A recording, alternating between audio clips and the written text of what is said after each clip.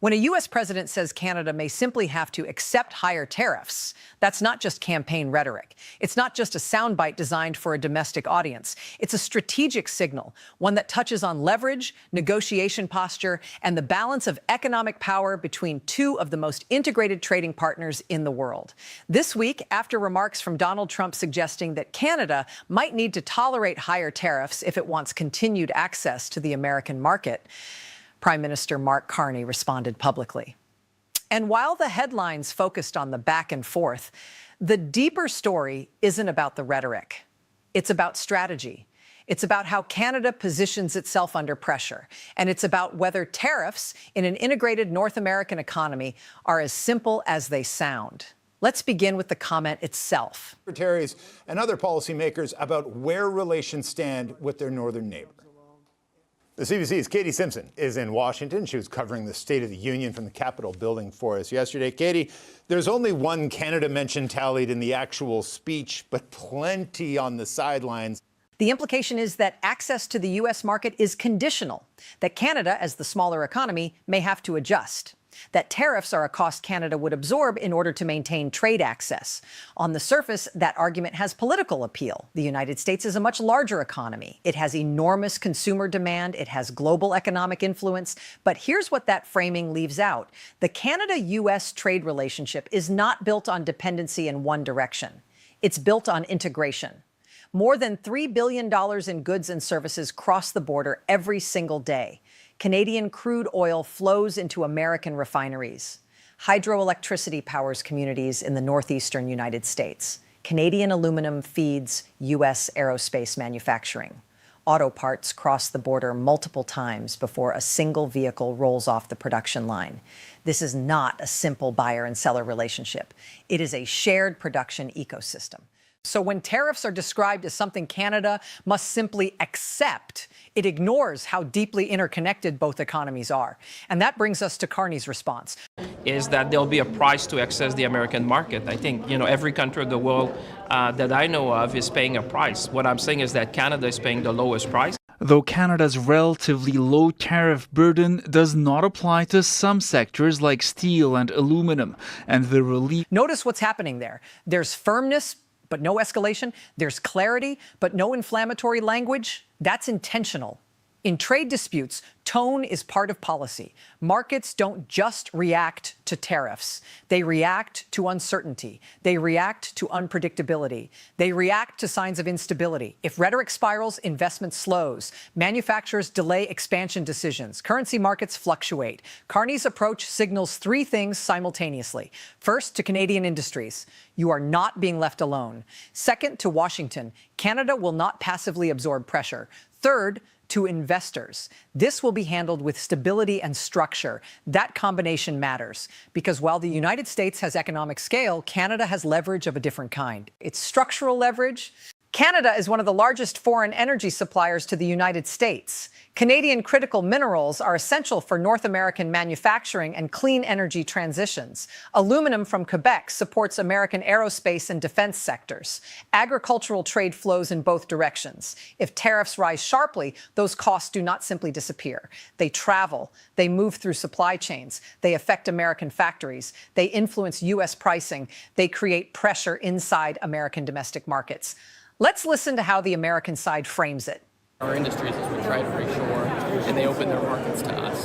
If Canada wants to agree that we can have some level of higher tariff on them while they open up their markets to us and things like dairy and other things, then that's a helpful conversation. We have very open lines of communication. We'll keep talking. That message resonates politically. Protecting domestic workers is always powerful messaging. It plays well in manufacturing-heavy regions. It fits into broader economic nationalism themes. But in an integrated North American market, protection is more complicated than it sounds. If American manufacturers rely on Canadian aluminum, tariffs raise their input costs. If American refineries depend on Canadian crude, disruptions create pricing volatility.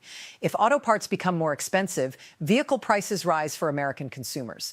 That's why trade leverage is rarely absolute. It's mutual, and that's where Canada's strategy becomes critical. Ottawa cannot match the United States in economic size, but it can rely on integration, reliability, and long-standing institutional ties. Geography matters, infrastructure matters, long-term contracts matter. Those are not easily replaced. And that gives Canada negotiating room, even if it doesn't create dramatic headlines. Now, beyond economics, there's also political timing to consider. Trade rhetoric often intensifies during politically sensitive periods. Strong language about tariffs can energize domestic audiences. It can frame a leader as protective of national interests. But Canada's political incentives are different. Canada's economy depends heavily on predictable trade flows. Sudden escalation benefits no one in provinces tied closely to manufacturing and exports. Stability is not just a preference, it's an economic necessity. And that's why Carney's tone matters so much. Let's hear one more statement. Management protections. Okay, thank you. That is Rafi Boudjikanian in Ottawa. So the Prime Minister heading to India, that certainly suggests a dramatic policy shift. Not long ago, Ottawa linked the Indian government to violence here in Canada. Diplomats were expelled, relations icy.